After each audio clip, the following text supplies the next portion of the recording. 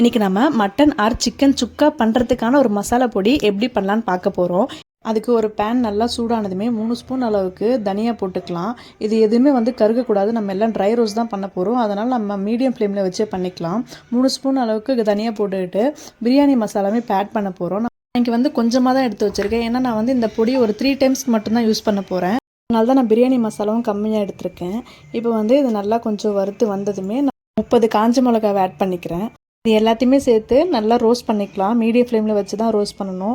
காஞ்ச மிளகா கொஞ்சம் லைட்டாக ஹீட் ஆகி வந்த பிறகு நம்ம இதில் 1/2 ஸ்பூன் அளவுக்கு சோம்பு, 1/2 ஸ்பூன் அளவுக்கு மிளகு, 1/2 ஸ்பூன் அளவுக்கு ஜீரகம், இதில் 1/4 ஸ்பூன் அளவுக்கு வெந்தயம், இதை எல்லாமே சேர்த்து நல்லா வறுத்துக்கலாம். இதை மீடியம் ஃப்ளேமில் வச்சு தான் வறுக்கணும். எதுவுமே சீக்கிரம் கருகிடக்கூடாது.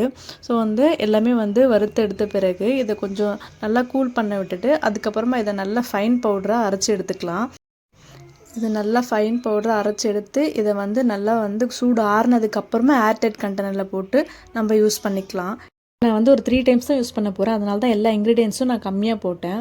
அவ்வளோதாங்க, என் ஸ்டைலில் கறி மசாலா பவுடர் ரெடி. இந்த பேக்கெட் பவுடர்ஸ்லாம் அவாய்ட் பண்ணிட்டு நம்மளே ஈஸியாக வீட்டிலே செஞ்சு ரொம்ப டேஸ்டியாக சாப்பிட்லாம்.